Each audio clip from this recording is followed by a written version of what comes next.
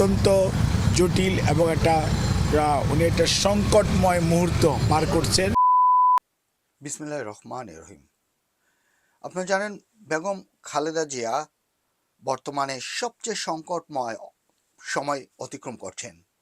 সোমবার দিবাগত রাত 2:15 রাজধানীর এবারকার হাসপাতালের সামনে ব্রিফ করে এসব কথা জানান ডাক্তার জাহিদ।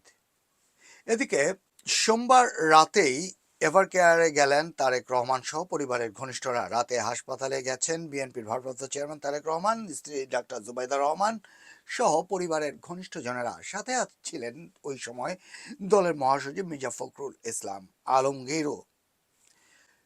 আসলে ওনার অবস্থাটা বর্তমানে এতটাই ক্রিটিক্যাল, আসলে এই নিয়ে কেউই ঠিকমতো কথা বলছে না আসলে কোন অবস্থাতে আছেন তিনি। তো ডাক্তার জাহিদ আজকে যেটা দিবাগত রাত যেটি 2:15 যে ব্রিফটি করেছেন সাংবাদিকদের সামনে, সে ব্রিফটি হচ্ছে যে ওনার অবস্থা আসলে মোটেও মোটেও মোটেও ভালো অবস্থা না।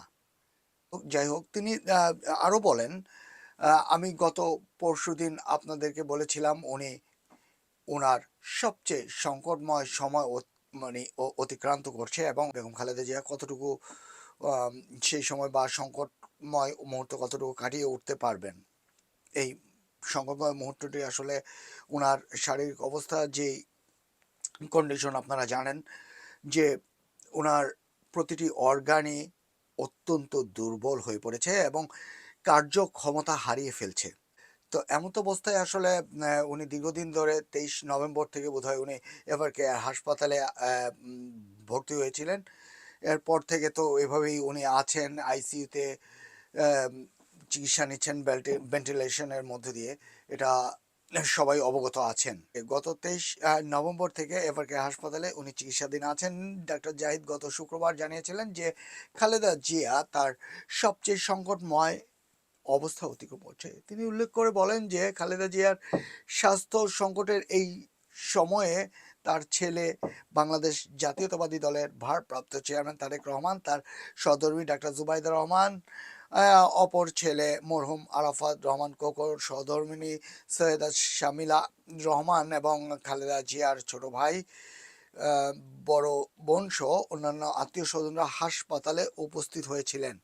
তার মানে আসলে অবস্থাটা এতটাই সংকটাপন্ন, আসলে পরিবারের সকল যারা জীবিত আছেন আর কি, একদম ঘনিষ্ঠ সকলেই ওই সময় উপস্থিত ছিলেন হাসপাতালে জনাব তারেক রহমানের সাথে এবং ছিলেন মহাসচিব ফখরুল ইসলাম আলমগীরও। অনেকে এখনও হাসপাতালে অবস্থান করছেন। বাংলাদেশে সময় ওটা 2:15।